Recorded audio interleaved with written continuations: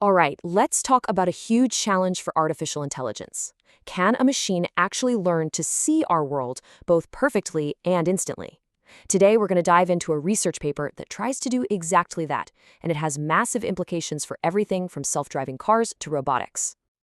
So let's just jump right into a really high-stakes scenario, autonomous driving. This is where a car's ability to see and react isn't just a feature, it's literally a matter of safety. And this right here, this question, it gets to the absolute heart of the challenge in computer vision and what we call object detection. So you've basically got this fundamental trade-off. On one hand, you have two-stage models like RCNN. They're super meticulous, really accurate, but they're slow. On the other hand, you have one-stage models like YOLO. They are blazing fast, but they can be a little less precise. Now, for a car moving at 60 miles an hour, you need both, right? And that's the huge problem that researchers are trying to solve. Okay, so let's bring in one of the reigning champions in this space, the YOLO algorithm. And yes, it stands for You Only Look Once. The whole YOLO series just completely changed the game with a really simple but kind of radical idea. Instead of looking at an image in multiple steps, it does exactly what the name says. It looks just once. In one single pass, it goes straight from the pixels in the image to predicting exactly where an object is and what that object is. Now, this table really paints the picture of why YOLOv7 is such a big deal. We're looking at two key numbers here. MAP, which is just a standard way to measure accuracy, higher is better, and FPS, frames per second, which measures speed. You can see here on the Kitty dataset, which is a major benchmark for self-driving cars, YOLOv7 is already setting an incredibly high bar for both. So, if YOLO7 is already the champion, it's at the top of its class, how in the world do you make it even better? Well, this is where the PBA YOLO7 paper comes in.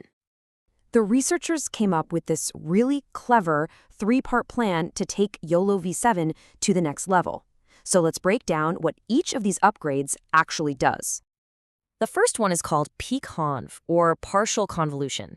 And the analogy here is just perfect.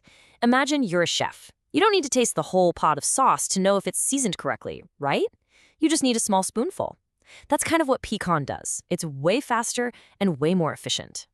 Next up, BifusionNet. This helps the model get more accurate localization.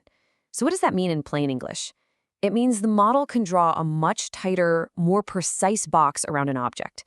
And that's absolutely crucial for knowing exactly where a pedestrian or another car is. And this third piece of the puzzle is all about focus. This upgrade lets the model act more like a human eye. You know, how you can instinctively zero in on what's important in a cluttered scene while totally ignoring all the irrelevant background noise? It's the same idea.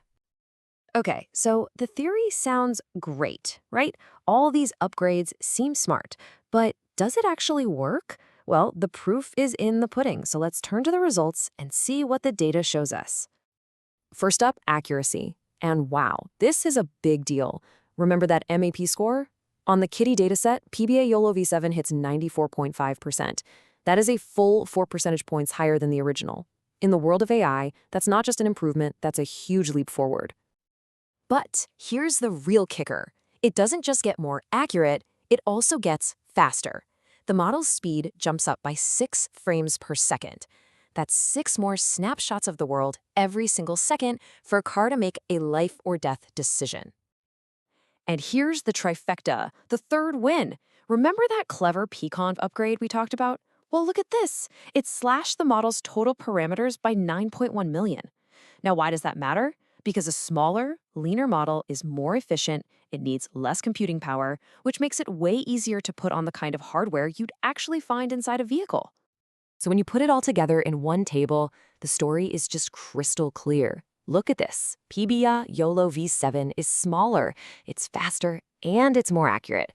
It manages to improve on an already state-of-the-art model across every single important metric. It's not a trade-off, it's a win-win-win. Okay, that's a lot of numbers and technical terms. So what does all this actually mean for you and me, out here in the real world? Why does a smaller, faster, smarter model matter so much? Well, it's pretty simple, really.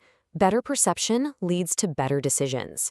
This work directly helps reduce the kind of misjudgments or misdetections that could be dangerous, making the entire system much more reliable and, ultimately, safer. You don't even have to take my word for it. The authors of the paper sum it up perfectly themselves. They pulled off that rare feat of improving both speed and accuracy at the same time, completely breaking that traditional trade-off we talked about at the beginning. This constant push for better, more efficient perception is really what drives this entire field forward. By breaking these old rules and old trade-offs, researchers are making our technology not just smarter, but fundamentally safer. And it really makes you wonder, what other impossible trade-offs is AI going to solve next?